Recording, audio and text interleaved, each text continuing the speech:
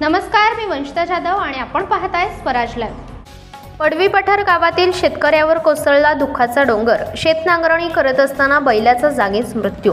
महाड तालुक्यातील पडवी पठार गावातील सुधीर दत्ताराम साळुंखे हे काल दिनांक 17 जून 2024 रोजी शेतामध्ये उकळणी करत असताना त्यांचा बैल अचानक खाली बसला व त्याने जागीच प्राण सोडले।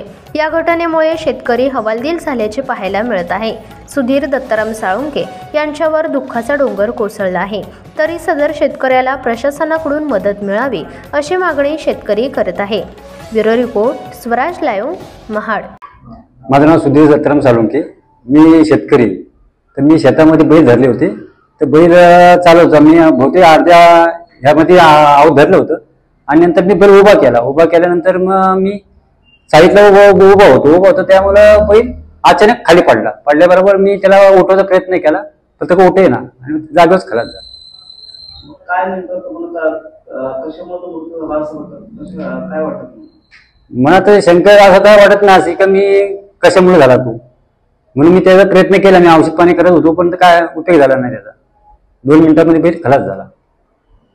सरकारकडे काय अपेक्षा ठेवावी? तर सरकारचं अपेक्षा काय, सरकारने काय दिलं तर ठीक आहे। त्या ठिकाणी पंचनामा करायला कोण आले होते का?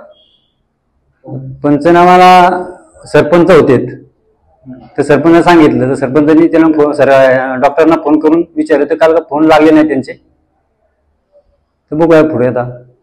चॅनलवर जर नवीन असाल तर चॅनलला सबस्क्राईब करा, व्हिडिओ आवडल्यास व्हिडिओला लाईक करा आणि शेअर करायला विसरू नका। धन्यवाद।